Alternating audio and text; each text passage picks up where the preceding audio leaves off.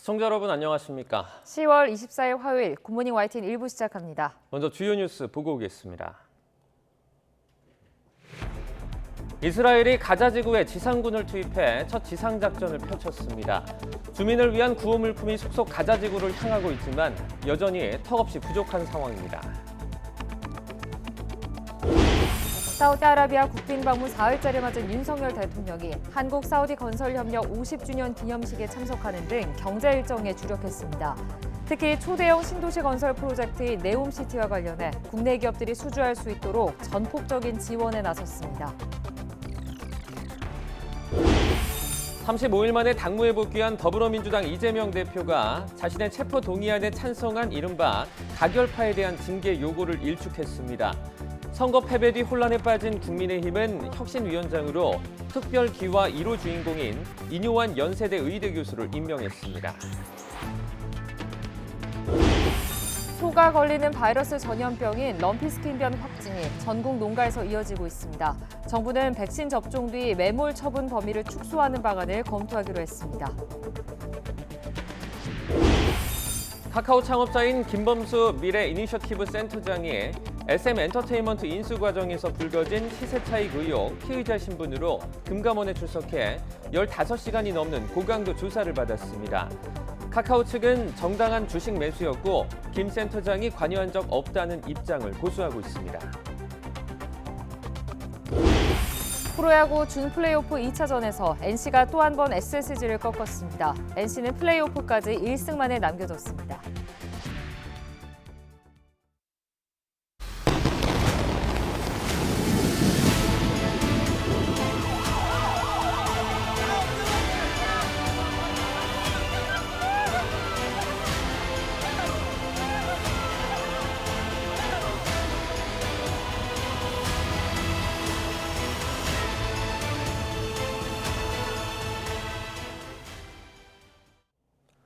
첫 소식입니다. 이스라엘이 가자 지구에 지상군을 투입해 제한적이긴 하지만 첫 기습 작전을 펼쳤다고 밝혔습니다. 이란도 레바논 무장정파 헤즈볼라에 이스라엘에 대한 공격을 허용하며 확전 가능성이 더 커졌습니다. 김선희 기자입니다. 이스라엘군이 밤사이 가자 지구 안에서 지상군을 투입해 기습 작전을 실행했다고 밝혔습니다. 대규모는 아니지만 가자 지구에서 이스라엘군이 지상 작전을 펼친 것은 이번이 처음입니다. 탱크와 보병 부대까지 동원했고 가자 지구 안쪽으로 깊숙이 침투했다고 말했습니다. 대규모 지상군 투입에 앞서 하마스 조직원들을 사살하는 사전 작업일 가능성이 있습니다. אנחנו מתחמים צבאיים ועמדות תצפית כחלק מההיערכות שלנו גם לשלבים הבאים במלחמה. במהלך הלילה נערכו פשיטות. 이스라엘군은 지상작전을 위해 전투기술을 연습하는 병사들의 영상도 공개했습니다. 실종자와 인질에 대한 수색 작업도 벌여 현재까지 하마스에 붙잡힌 인질이 222명으로 확인됐다고 밝혔습니다. 첫 지상작전과 대규모의 공습으로 가자 지구에서 하루 동안에만 266명이 숨졌다고 하마스 보건부는 주장했습니다. الآن فيش منطقة آمنة في غزة. يعني القصف الليلة في خانونس مختلف عن كل ليلة. يعني والحمد لله رب العالمين هينا قاعدين. 이런 가운데 이란은 지원하고 있는 레바논 무장정파 헤즈볼라에게 이스라엘의 제한적인 공격을 허용했다고 로이터 통신이 보도했습니다. 국경을 넘어서 이스라엘 군사 표적에 대한 공격을 허용한 것으로 이란이 제한적인 개입으로 방향을 잡은 것이란 관측이 나오고 있습니다. 또 이란과 연계된 다른 무장단체들에게 미국을 겨냥한 수위가 낮은 공격도 허용하며 확전 우려는 더 커지고 있습니다. YTN 김선희입니다. 팔레스타인 무장정파 하마스가 현지 시간 23일 인도적 고려에 따라서 인질 2명을 추가로 석방했다고 밝혔습니다. 지난 20일 미국인 인질 2명을 석방한 데 이어서 사흘 만입니다. 하마스 대변인은 텔레그램 채널에 올린 성명에서 카타르, 이집트의 중재에 따라서 여성 인질 2명을 석방했다고 밝혔습니다. 대변인은 우리는 점령군의 공격이나 범죄에도 불구하고 인도주의적인 이유로 그들을 석방하기로 결정했다며 적군은 지난 금요일부터 이들의 인수를 거부했다고 비난했습니다. 팔레스타인 가자지구 주민들을 위한 3차 구호물품을 실은 트럭 행렬이 현지 시간 23일 라파 국경 검문소를 통과했습니다. 이집트 적신월사는 이날 성명에서 팔레스타인 적신월사에 전달할 3차 구호물품을 가자지구로 전달했다며 기본적인 의약품과 필요한 구호물자가 담겼다고 밝혔습니다. 성명은 이날 가자지구에 반입된 트럭이 구체적으로 몇 대인지는 밝히지 않았습니다. 이스라엘이 하마스 지도부 사살을 위해 특수 암살 부대를 긴급 편성한 것으로 전해졌습니다. 이 대규모 지상전에 앞서 지도부를 색출하고 확전을 막기 위한 사전 정지 작업이라는 분석입니다. 이런 가운데 가자지구 안쪽에서 양측이 교전을 벌여 이스라엘군 사상자 4명이 발생했습니다. 최영주 기자입니다. 이스라엘 정보기관이 최근 닐리라는 이름의 부대를 신설하고 특수작전센터를 만들었다고 현지 일간 타임스 오브 이스라엘이 전했습니다. 하마스의 정예부대인 알카삼 내에서도 핵심 전력으로 꼽히는 누쿠바 요원을 모두 사살하기 위한 조직입니다. 특히 이번 기습작전을 주도한 것으로 알려진 하마스 사령관 모하마드 데이프와 유력 정치 지도자 야히야 신와르가 최우선 암살 대상입니다. فقد قررنا أن نضع حداً لكل ذلك بعون الله ليفهم العدو أنه قد انتهى الوقت الذي يعربد فيه دون محاسب. 하마스 지도부의 행방은 묘연하지만 미로처럼 얽혀있는 가자지구 지하터널에 있을 가능성이 높다고 외신들은 전하고 있습니다. 이스라엘은 특수부대 닐리를 군 지휘부와 별도로 운영할 계획인데 지상전에 앞서 하마스 고위 인사를 색출함으로써 이란 등 주변국들의 개입 의지를 꺾기 위해서라는 분석입니다. מדינת ישראל תמחק את ארגון החמאס ואתם תובילו ביחד עם אחרים בראש הכוחות. זה לא הולכת להיות מערכה קלה. 이스라엘의 지상군 투입은 사실상 시간 문제라는 관측 속에 가자지구 안에서 하마스와의 첫 충돌이 빚어졌습니다.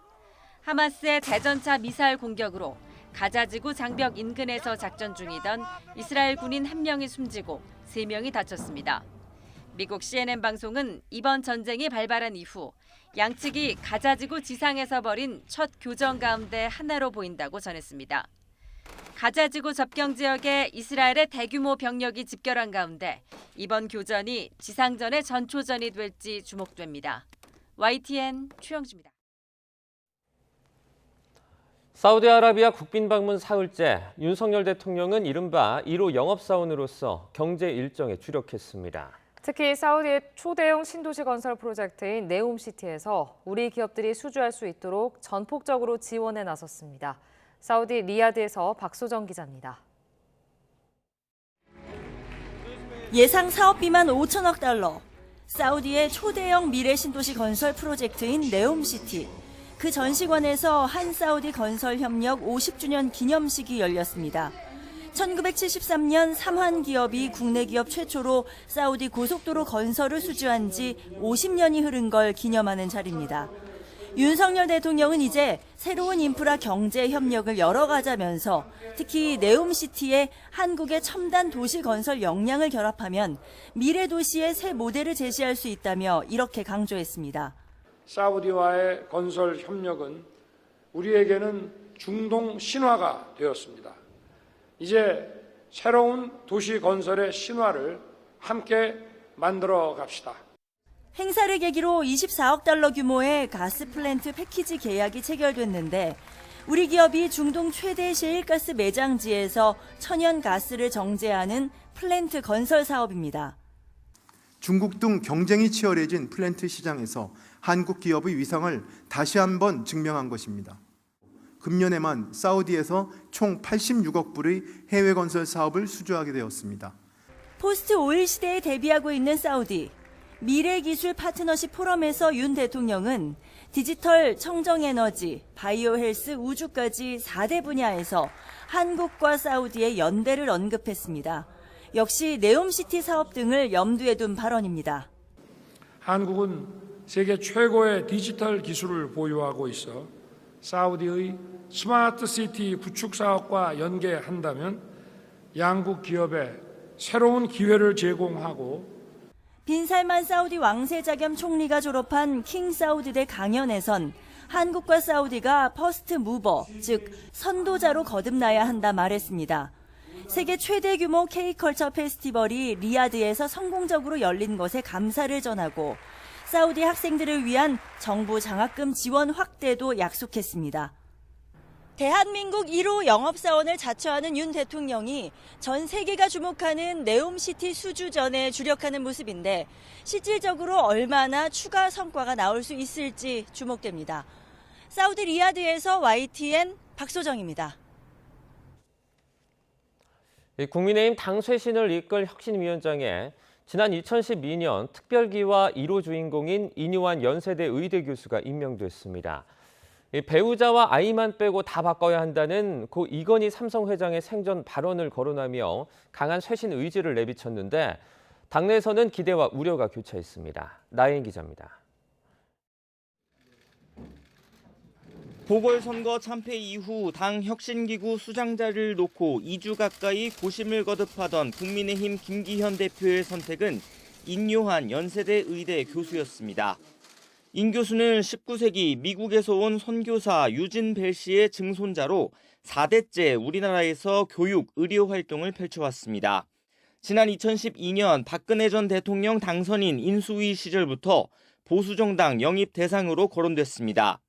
같은 해 우리 사회에 이바지한 공로를 인정받아 특별귀화 1호 주인공으로 선정돼 주목받았습니다. 특히 최근 언론 인터뷰에선 국민의힘에서 호남 출신 대통령을 만들고 싶다는 말로 이목을 끌기도 했습니다. 전주에서 태어나 전남 순천에서 자랐으며 지역주의 해소와 국민 통합에 대해서도 깊은 안목과 식견을 가지고 계신 분입니다. 당 지도부는 무늬만 혁신위가 되는 것 아니냐는 일각의 우려를 인 교수에게 전권을 부여하겠다는 약속으로 일단 잠재웠습니다.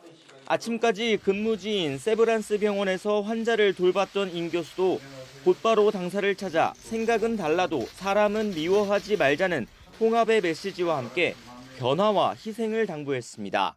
국민의힘에 있는 많은 사람들도 내려와야 됩니다. 내려와서 듣고 변하고 희생할 각오가 돼 있어요. 와이프하고 아이만 빼고 다 바꿔야 된다. 우여곡절 끝에 마무리된 혁신위원장 인선을 두고 당내에선 기대와 우려가 교차했습니다. 이른바 푸른 눈의 귀화인이 주요 정당 혁신기구 수장을 맡은 건 처음이라 개혁적 역할을 충분히 해줄 거란 기대와 함께 혁신의 전권을 위임받은 혁신위원회가 우리 당의 낡은 허물을 벗겨내고 정치권 전체에 희망을 쏘아올리는 대대적인 혁신의 길에 나서기를 바랍니다.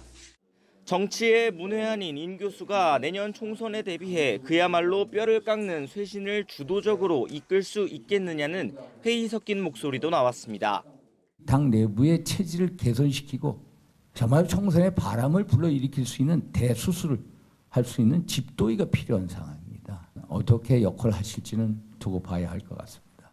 집권 여당의 쇄신 전권을 부여받았다는 인유한 교수가 당 안팎의 반신반의 시선을 잠재울지는 당장 혁신위원 인선에 달렸다는 평가가 많습니다. 도로 영남당이란 비판을 받았던 김기현 2기 체제와 달리 수도권 중도층에 소구력 있는 참신한 인물을 내세울 수 있을지 관심이 쏠립니다. YTN 나힌입니다. 35일 만에 당무에 복귀한 더불어민주당 이재명 대표는 자신의 체포동의안 처리 과정에 대해서 더는 왈가왈부하지 말자며 당 일각의 가결파 징계 요구를 일축했습니다. 총선을 앞두고 내부 분열은 안 된다고 판단한 것으로 보이는데 대신 여권을 향해선 국정 전면 쇄신을 요구하며 날을 세웠습니다. 박기광 기자입니다. 단식 이후 한 달여 만에 당 지도부 회의를 직접 주재한 이재명 대표의 첫 일성은 내부 단결과 단합에 방점이 찍혔습니다. 내년 총선에서 정부 여당에 제대로 맞서기 위해선 민주당 안의 작은 차이는 넘어서야 한다는 겁니다. 체포동의안 처리 과정의 일로 더 이상 왈가왈부하지 않기를 바랍니다. 우리의 역량을 소진하고 시간을 보낼 만큼 현실이 녹록지가 않습니다. 구속영장 기각과 보선 압승으로 당내 입지가 확고해진 상황에서 불필요한 내분을 촉발하지 않겠다는 뜻으로 풀이됩니다. 특히 총선이 반년도 채 남지 않은 만큼 현 지도부를 중심으로 역량을 집중해 선거를 승리로 이끌겠다는 의지가 엿보입니다. 내각 총사퇴와 국정 쇄신 요구 등 정부 여당을 향해 비판 강도를 높인 것도 이런 전략과 맥이 닿아 있다는 해석입니다. 국정 기조를 전면 쇄신해야 합니다. 무능과 폭력적 행태의 표상이 되어버린 내각을 총사퇴시켜야 합니다. 정쟁보단 국민 삶을 챙기라는 여론의 지적이 따가운 터라 여권의 민생행보 움직임엔 호응하면서도 기싸움을 이어갔습니다.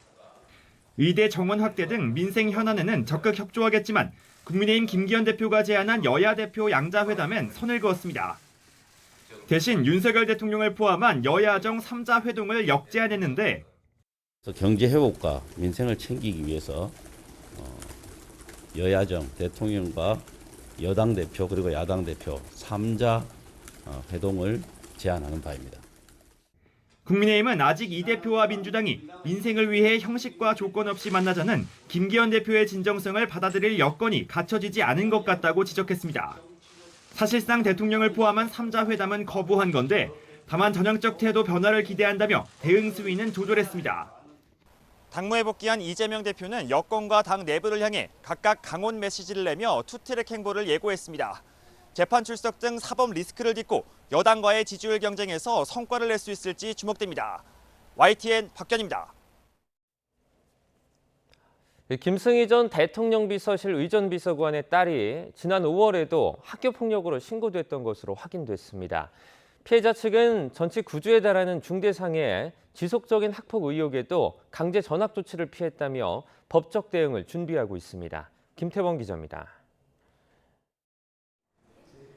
자녀의 학교폭력 무마 의혹이 불거지자 7시간 만에 사퇴한 김승희 전 대통령실 의전비서관. 초등학교 3학년 딸 A양은 지난 7월 10일과 17일 두 차례에 걸쳐서 2학년 후배 학생을 학교 화장실에서 리코더와 주먹 등으로 여러 차례 폭행했습니다. 피해 학생은 전치 9주에 달하는 큰 부상을 입었습니다. 그런데 경기도 내 교육지원청은 학교 측의 심의 요청을 받고 2달 뒤에야 학교폭력대책자치위원회를 열었습니다. 도교육청 지침으론 21일, 늦어도 28일 이내엔 위원회를 열어야 하는데 지키지 않은 겁니다. 뒷북 심의 끝에 A양에게 내려진 징계 처분은 강제 전학 한 단계 아래의 학급 교체였습니다. 하지만 전치 9주보다 부상 정도가 약한데도 강제 전학 처분이 내려진 경우도 있었습니다. 부산에선 재작년 동급생을 상대로 현금을 뺏고 여러 차례 폭행해 전치 3주의 상해를 입힌 중학생이 강제 전학됐고, 같은 해 충남에선 눈이 마주쳤다는 이유로 피해 학생에게 전치 3주의 부상을 입게 한 고등학생도 강제 전학됐습니다. 피해 정도를 생각하면 A양에 대한 징계가 지나치게 가벼운 건 아니냐는 지적이 나오는 이유입니다. 3주 이상 나오면 대부분 다 강제 전학을 가정 보내는 경우도 많이 있죠. 수사를 해서 밝혀내야 될 문제라고 봐요. 그런데 이제 정상적이지 않은 것만은 분명하죠. 또 학폭위 심의에선 심각성과 지속성 등 5개 부문에서 0점에서 4점 사이를 부여해 그 총점으로 조치를 결정합니다. A양은 15점으로 강제 전학이 내려지는 16점에서 1점이 모자랐는데 지속성 부문에서 불과 1점만을 받았습니다. 폭력이 일회성이었다는 이유로 평가 점수가 낮았다는 건데 A양이 학교폭력으로 신고가 접수됐던 건 이번이 처음이 아니었습니다.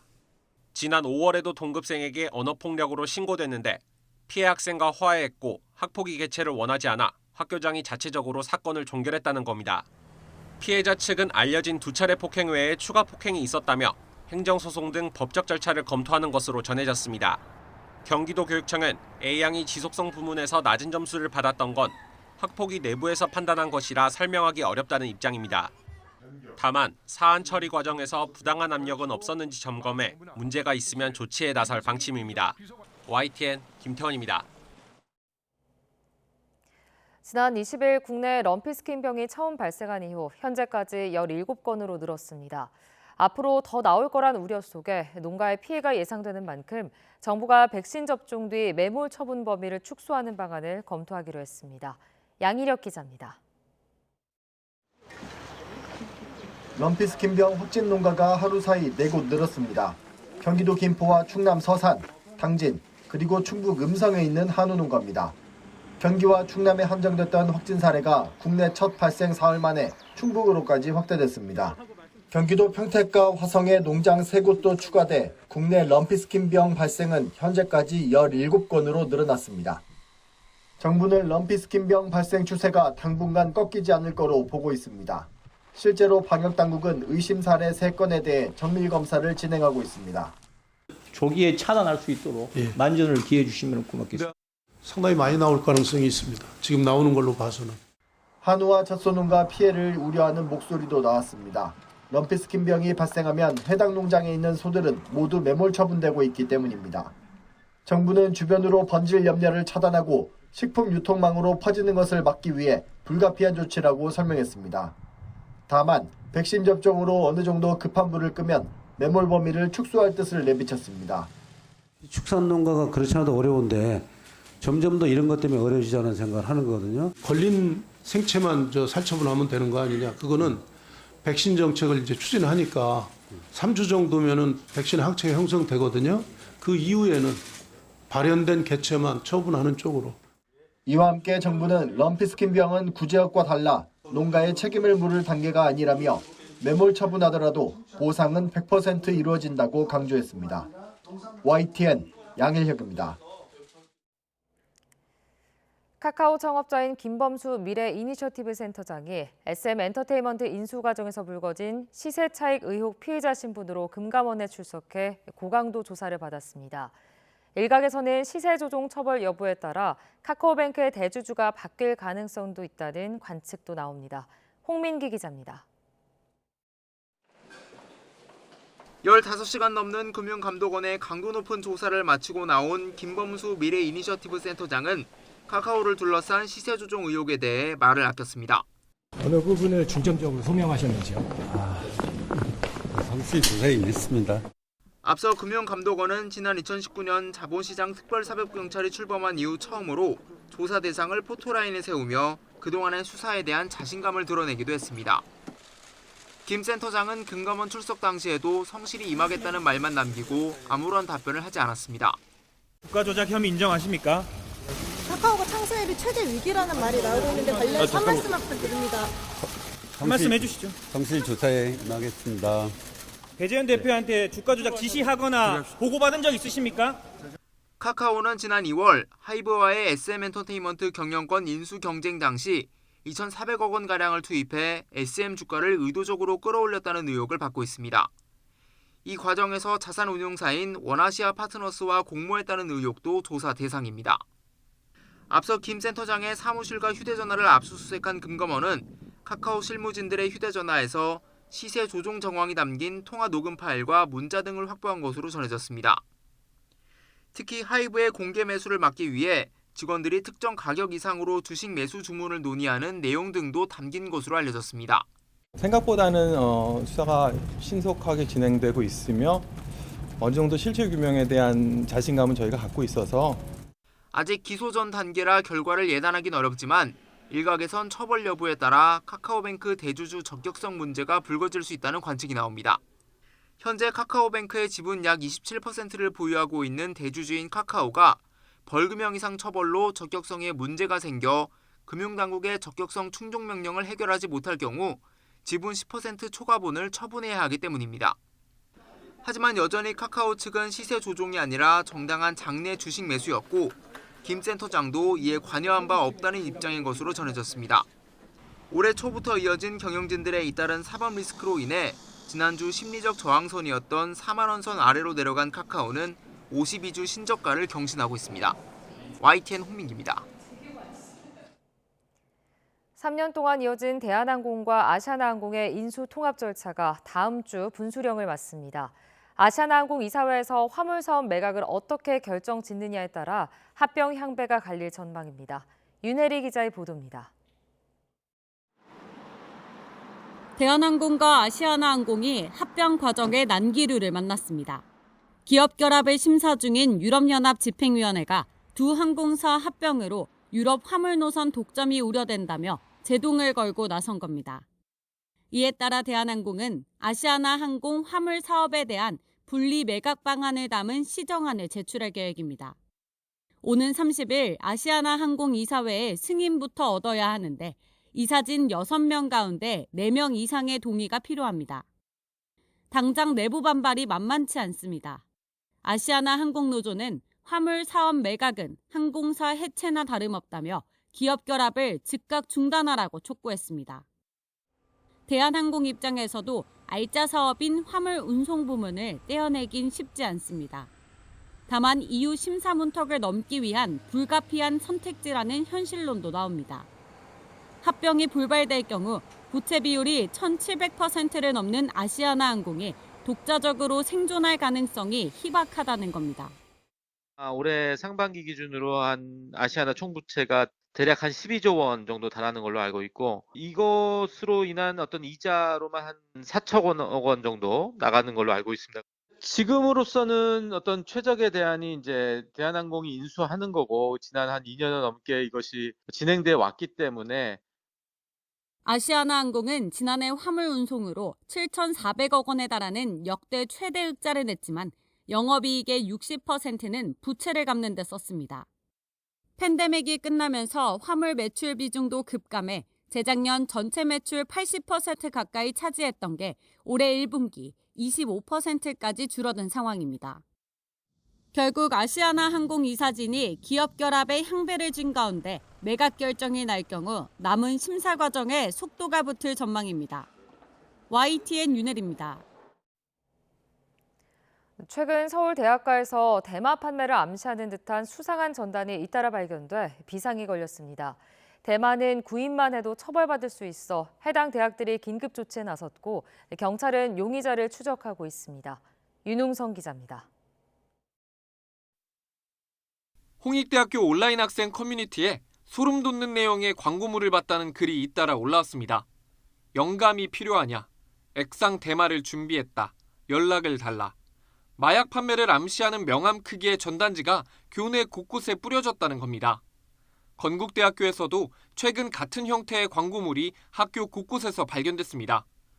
해당 광고물 뒷면의 QR코드를 스캔하면 실제 신원을 알 수 없는 이와의 대화로 연결되는 것으로 알려졌습니다. 학생들은 합법 대마라고 소개한 광고글에 속거나 호기심에 접촉해 마약에 손대는 경우가 생기진 않을까 우려합니다. 합법적이라고 써있더라고요, 문구에. 그래가지고 실제로 연락한 사람 있으면 위험하겠다고 생각했죠. 합법이라고 소개한 광고물과 달리 현행법상 의료 목적을 제외한 대마 복용은 모두 불법입니다. 그런데 불법 마약 판매글이 대학가에 공공연하게 퍼지고 있는 겁니다. 전문가들은 조직적으로 범행이 이뤄졌을 가능성이 있다고 지적합니다. 명함이 한두 개는 아니잖아요, 저 전단지가. 그래서 여러 장, 이게 수십 장이 뿌려져 있는 걸로 봐서는 굉장히 좀 조직적이고 구조적인 그런 범죄로 보여지기도 합니다. 경찰은 CCTV 등을 통해 대학가에 마약 광고물을 배포한 이들의 신원을 확인하는 데 주력하고 있습니다. 또 광고물에 나와 있는 QR코드를 입력하거나 연락하는 행위 자체를 하지 말아야 한다며 각별한 주의를 당부했습니다. YTN 윤홍성입니다. 최근 마약 투약 혐의를 받고 있는 배우 이선균 씨가 피의자 신분으로 입건돼 조만간 경찰의 소환 조사를 받을 전망입니다. 경찰은 같은 혐의를 받은 유흥업소 관계자 1명을 구속하고 수사에 속도를 내고 있습니다. 윤성훈 기자의 보도입니다. 서울 강남에 있는 유흥업소에서 마약 투약 의혹이 불거진 배우 이선균 씨. 지난달 중순쯤 유흥업소에서 마약 투약이 이뤄지고 있다는 첩보를 입수한 경찰은 내사 과정에서 이 씨가 연루됐다는 단서를 포착했습니다. 이후 이 씨에 대한 내사를 벌여오던 경찰은 최근 관계자 진술을 통해 이 씨가 대마 등 마약류를 투약한 정황을 파악하고 형사 입건했다고 밝혔습니다. 이 씨를 피내사자에서 피의자 신분으로 전환하면서 정식 수사 대상으로 올린 겁니다. 경찰은 조만간 피의자 신분으로 이 씨 등을 불러 해당 마약 투약 여부를 검사하고 구체적인 경위를 조사할 방침입니다. 이에 따라 유흥업소에서 마약 투약한 혐의로 입건된 사람은 이 씨를 포함해 모두 3명. 다른 2명은 모두 유흥업소 종업원으로 이 가운데 1명은 마약 투약 혐의로 먼저 구속됐습니다. 경찰은 또 재벌가 3세와 가수 지망생 등 5명을 피내사자 신분으로 조사하고 있습니다. 이들이 함께 마약을 투약했다는 의혹에 대해 이 씨 측 변호인은 이 씨가 재벌가 3세나 연예인 지망생과 알지 못하는 사이라며 선을 그었습니다. 혐의 인정 여부에 대해선 말을 아끼며 경찰 조사에 성실히 임하겠다고만 밝혔습니다. 앞서 이 씨 측은 이번 마약 사건에 연루된 사람에게 협박을 당해 모두 3억 5천만 원을 뜯겼다며 관련자를 고소했습니다. 경찰은 검찰로부터 관련 사건을 이송받아 함께 수사할 방침입니다. YTN 윤성훈입니다.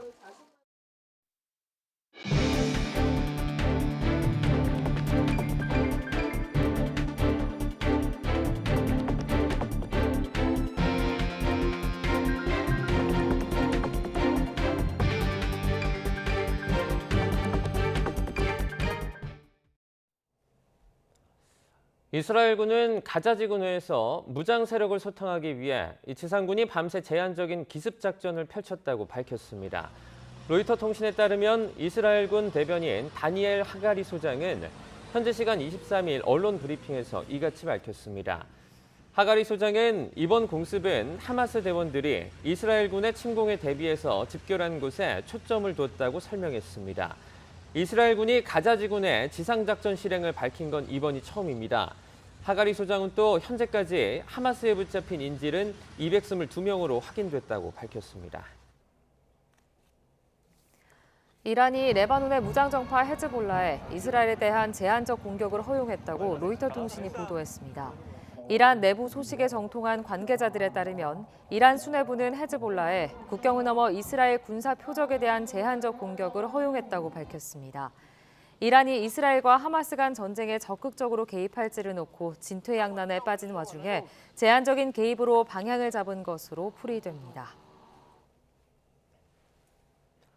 가자지구 주민을 위한 3차 구호 물품을 실은 트럭들이 어제도 라파 검문소를 통해 가자지구로 향했지만 여전히 턱없이 부족한 상황입니다. 이런 가운데 이스라엘은 공습을 지속하면서 국경 주민들을 대피시키는 등 지상전 준비 태세를 강화하고 있습니다. 보도에 이상순 기자입니다.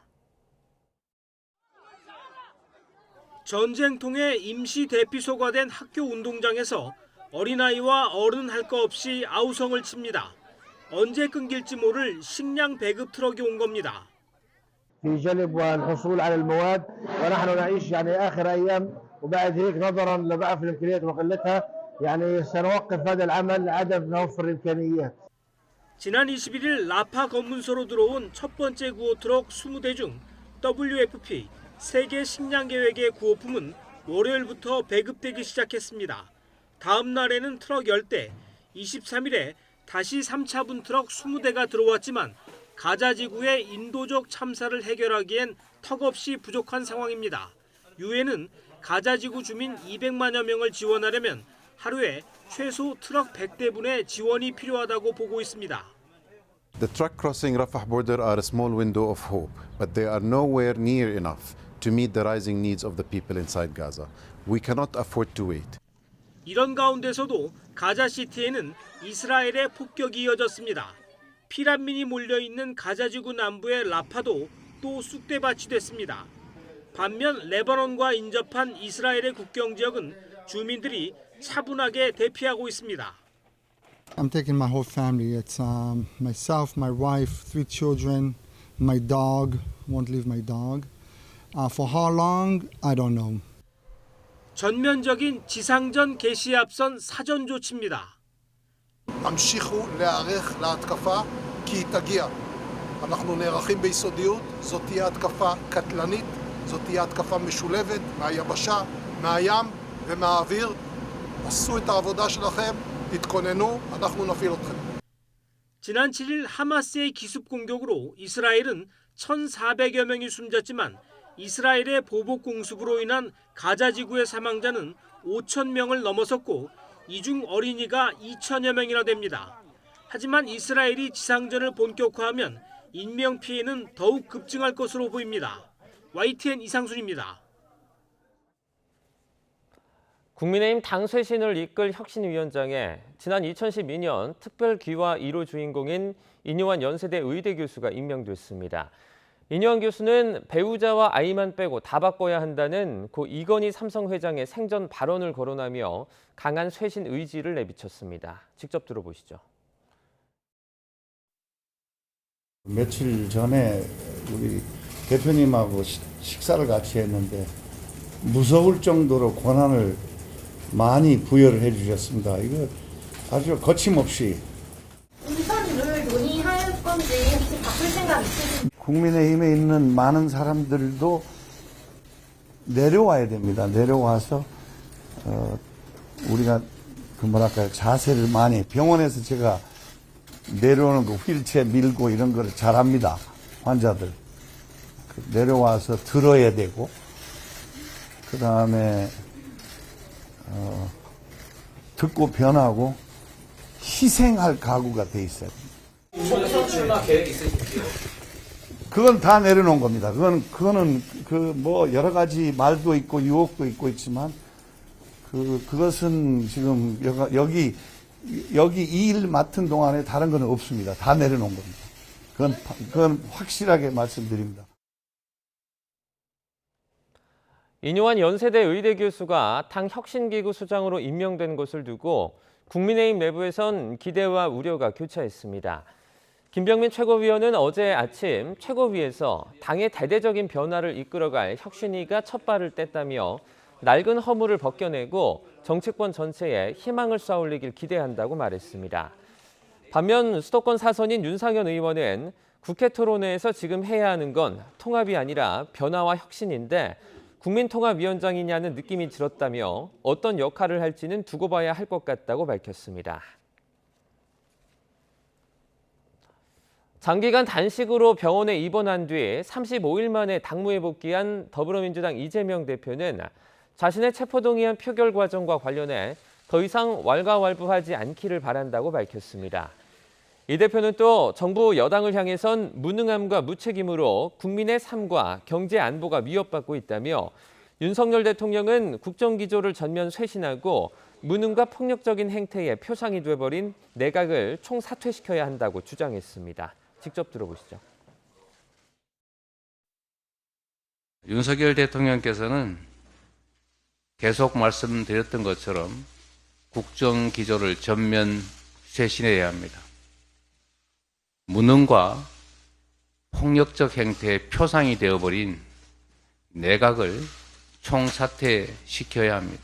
체포동의안 처리 과정의 일로 더 이상 왈가왈부하지 않기를 바랍니다. 국민의 삶이 절박합니다. 그런 문제로 우리의 역량을 소진하고 시간을 보낼 만큼 현실이 녹록지가 않습니다. 10월 24일 화요일 미리 보는 오늘입니다. 국회 법제사법위원회는 오늘 서울고등법원과 서울중앙지방법원, 수원고등법원과 수원지방법원 등을 대상으로 국정감사를 진행합니다.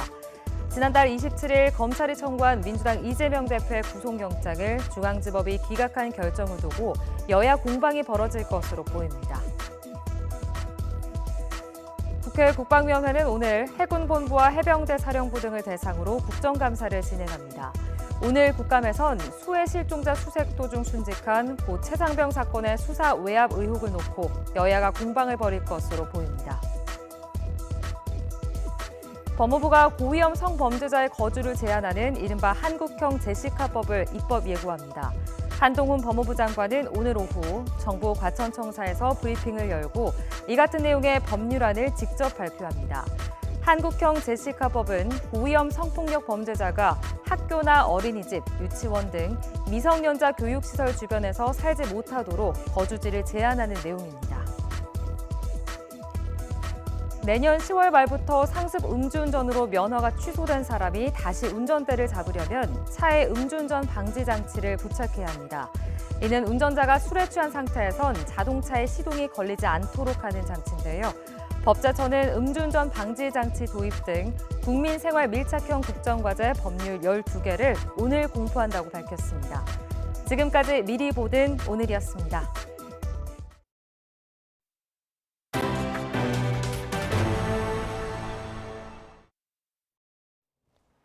충북 청주의 빌라에서 화재로 2명이 숨졌습니다. 전국 곳곳에선 교통사고로 인명피해도 잇따랐습니다. 밤사이 사건 사고 소식 최두희 기자입니다.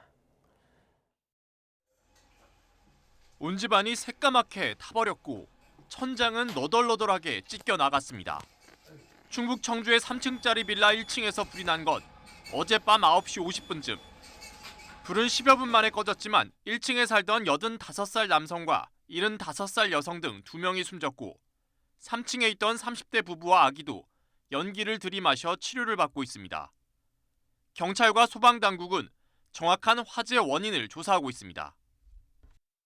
어제 저녁 6시 반쯤 전북 임실군에서 승용차 한 대가 경운기를 들이받았습니다. 이 사고로 경운기 운전자 86살 A씨가 병원으로 옮겨졌지만 끝내 숨졌습니다. 경찰은 정확한 사고 원인을 조사 중입니다. 어제 저녁 7시 40분쯤엔 대구 포항고속도로 대구 방향 임고 4터널 인근에서 앞서가던 4.5톤 화물차를 15톤 화물차가 뒤에서 들이받았습니다.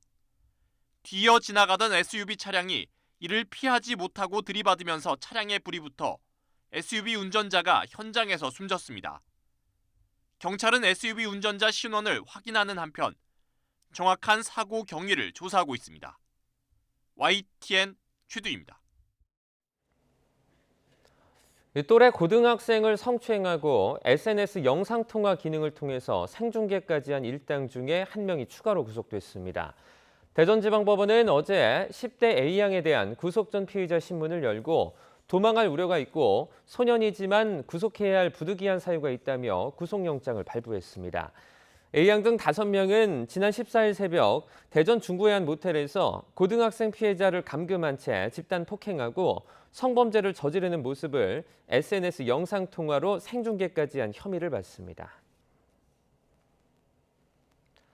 익명 SNS 같은 온라인 공간에서 특정인을 따돌리거나 괴롭히는 이른바 사이버 불링 피해가 새로운 문제로 떠오르고 있습니다. 가해자를 밝혀내려고 경찰이 수사를 의뢰하는 경우가 많은데 늑장 대응으로 자료 보관 시한을 넘기는 경우가 적지 않다고 합니다. 강민경 기자입니다. 고등학생 딸을 키우는 A씨는 지난해 12월 딸이 사이버 폭력을 당했다는 걸 알고 충격에 빠졌습니다. 딸이 익명의 질문에 답을 하는 SNS 서비스를 썼는데 여기에 딸에 대한 비방이 질문 형식으로 쏟아진 겁니다. 그냥 장난치고는 너무 심각한 내용이었고 외모를 비하한다든지 욕을 한다든지 인격적으로 모독감을 느낄 수 있을 만한 표현들이 여러 번 있어서 가해자를 밝히려고 경찰에 신고한 A씨. 반년이 흐른 지난 6월에서야 자료가 없어서 수사를 더 못한다는 연락을 받았습니다. 경찰은 사건 발생 5개월이 지나서야 해당 업체에서 사건에 대한 IP 자료를 받았습니다. 뒤늦게 통신사에 신원 확인 요청을 했지만 기록 보전 시간이 3개월이라 남아있는 자료가 없는 겁니다. 경찰도 억울하다는 입장입니다. 해외에 서버가 있는 SNS 업체가 자료 제출을 미루면 경찰도 손쓸 도리가 없다는 겁니다. 하지만 경찰은 사건 발생 2개월이 지나서야 처음으로 업체에 IP 자료를 요청했던 것으로 확인됐습니다. 경찰의 미진한 수사 때문에 누군지 찾아내지도 못하고 그 아이 가슴에 멍울이 지지 않을까 부모로서 좀 걱정이 됩니다. 이처럼 익명 애플리케이션을 이용한 사이버 불링 피해가 학교 폭력의 새로운 문제로 떠오르고 있습니다. 방송통신위원회의 보고서에 따르면 지난 1년 동안 사이버 폭력을 경험한 청소년은 37.5%나 됩니다. 학교 폭력 피해 학생의 98%가 사이버 폭력을 경험했다는 설문조사도 있습니다. 경찰은 수사팀과 전문 인력을 보강해야 되고요. 이 SNS 운영사와 원활한 소통과 협조 체계도 구축해야 합니다. 익명에 숨은 사이버 폭력도 반드시 처벌받는다는 인식이 자리 잡히려면 경찰의 발빠른 대응이 필요하다는 지적이 나옵니다. YTN 강민경입니다. 한전 KDN과 한국마사회가 보유한 YTN 지분 31% 인수를 위한 입찰 경쟁에서 유진그룹이 3,199억 원을 써내 낙찰을 받았습니다. 앞으로 유진그룹이 방송통신위원회 승인 심사를 통과하면 YTN의 새로운 최대 주주가 될 수 있습니다. 류완홍 기자입니다. 한전 KDN과 한국마사회가 보유한 YTN 지분 31% 인수를 위한 최고가 경쟁 입찰에는 모두 3곳이 참여했습니다. 유진그룹을 비롯해 한세예스24 홀딩스 그리고 원코리아 미디어 홀딩스 등 3곳이 응찰했고 유진 측이 가장 높은 금액인 3,199억 3천만 원을 써내 최종 낙찰자가 됐습니다. 유진그룹은 제거업을 모태로 해서 레미콘 사업과 금융 등으로 영역을 넓혀 현재 50여 개 계열사를 거느린 재계 70위권 기업입니다. 한정 KDN과 한국 마사회가 각각 이사회를 열어 지분 매각을 최종 의결하면 낙찰자인 유진 측과 계약을 체결하게 됩니다. 계약이 체결돼도 유진이 YTN의 새로운 최대 주주가 되기 위해선 방송통신위원회의 최다액 출자자 변경 승인 심사를 통과해야 합니다. 이동관 방통위원장은 지난 18일 회의에서 재무적 역량을 뛰어넘어 글로벌 미디어 강국 도약이라는 비전을 실현할 수 있는 철학이 필요하다는 심사 원칙을 말했고, 낙찰 이후에는 관련 법령에 따라 엄격, 투명, 신속하게 심사하겠다고 밝혔습니다. 방통위는 향후 관련 분야 전문가로 심사위원회를 구성해 방송의 공적 책임, 공정성 및 공익성의 실현 가능성 등 4가지 항목을 심사해 신청 접수 후 60일 이내에 그 결과를 신청인에게 통보하게 됩니다. YTN은 입찰 결과가 나온 후 앞으로 이동관 위원장이 밝힌 심사 기준이 철저히 지켜지는지 주시할 것이며, 만약 지켜지지 않는다면 정치적 배경을 둘러싼 의혹이 더 커질 것이라고 입장문을 발표했습니다. 언론노조는 이번 낙찰이 시장 논리에 어긋난 불법 매각이라며 입찰 관련자들에게 법적 책임을 물어야 한다고 주장했고, 국회가 국정조사를 벌일 것을 촉구했습니다. 이것은 그냥 언론 장악을 위해서 자본에 YTN을 넘기려는 시도일 뿐입니다. 공공기관 경영 효율화한다고 했습니다. 그런데 한정 KDN 지분, 마사위 지분 합쳐서 이른바 통매각하면서 잠재적 매수자 풀을 좁혀버렸습니다. 이게 무슨 시장 논리입니까? 이동관 방통위원장이 신속한 심사를 언급함에 따라 유진그룹이 YTN의 새로운 최대 주주가 될지가 이르면 연말쯤 결정될 수 있을 것이란 전망이 나오고 있습니다. YTN 유환홍입니다. 프로야구 준 플레이오프 2차전에서 NC가 SSG를 꺾고 적지에서 2연승을 거둬 플레이오프 진출까지 1승만을 남겼습니다. 에이스 김광현을 마운드에 올리고도 연패를 당한 정규 시즌 4위 SSG는 벼랑 끝에 몰렸습니다. 보도에 김상익 기자입니다. NC가 4대3 한 점을 앞선 8회 초 선두 타자로 나온 김영준이 쐐기 솔로포를 터뜨리면서 4이닝을 무실점으로 호투하던 SSG 투수 문승원을 크게 흔들었습니다. NC는 이어 손아섭의 2루타와 박건우의 적시타를 보태 2점을 더 달아나 사실상 승부를 갈랐습니다. 적지에서 2연승을 거둔 NC는 이제 1승만 추가하면 KT가 기다리는 플레이오프에 오르게 됩니다.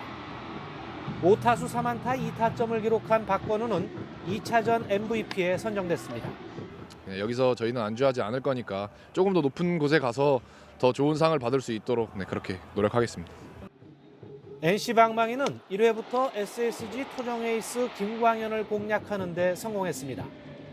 1회 초 대거 석점을 뽑은 뒤 2회 다시 한 점을 보태 SSG의 필승카드 김광현을 3이닝 만에 마운드에서 끌어내렸습니다. SSG는 한유섬이 0대4로 뒤진 4회 투런 홈런을 6회 솔로포로 연타석 홈런을 쳐내며 한 점 차까지 추격했지만 8회 다시 마운드가 무너지면서 홈에서 뼈아픈 2연패를 당했습니다. 초반 실점이 큰 점수가 돼서 그거를 극복하지 못한 게 오늘 패배 요인인 것 같습니다. 이제는 좀 고참 선수들이 또 모범을 보이면서 좋은 활약을 해줄 때가 됐다고 느꼈는데 오늘 또 거기에 걸맞는 활약들을 해줘서 우리가 연승을 또 할 수 있었던 계기였던 것 같습니다. SSG와 NC는 하루를 쉰 뒤 내일 저녁 NC 홈인 창원에서 오원석과 테너를 선발로 내세워 3차전을 치릅니다. YTN 김상익입니다. 절기 상강인 오늘은 중서부 지방에 가을비가 내리겠습니다. 날은 흐리지만 기온은 예년 이맘때 수준을 보이겠는데요. 현재 서울 기온은 11.7도로 어제 같은 시각과 비슷하고요. 한낮 기온은 19도로 어제보다는 2도가량 낮겠지만 예년과 비슷해 선선하게 느껴지겠습니다. 비는 오전 중에 서해안에서 시작돼 점차 그 밖에 중서부 지방으로 확대하겠고 밤까지 오락가락 이어지겠습니다. 비의 양은 5에서 10mm가 되겠고요. 벼락과 돌풍이 동반되거나 쌀아구박이 떨어지는 곳도 있겠습니다. 반면 비가 내리지 않는 남부지방은 오늘 하늘에 구름만 다소 지나겠습니다. 다만 아침까지 내륙 곳곳으로 안개가 짙게 끼는 곳이 많겠고요. 동해안 지역에서는 대기가 무척 건조하겠습니다. 산불 예방에도 신경 써주시기 바랍니다. 현재 기온 살펴보겠습니다. 현재 서울 기온 11.7도, 부산은 14.8도를 나타내고 있습니다. 낮 기온은 예년과 비슷하거나 조금 더 높겠습니다.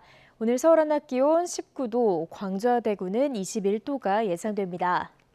비가 그친 뒤에도 큰 추위 없이 예년 이맘때 수준의 가을 날씨가 이어질 전망입니다. 지금까지 날씨 정보였습니다. 굿모닝 YTN 1부 마칩니다. 잠시 후 2부가 이어집니다. 시청해주신 여러분 고맙습니다.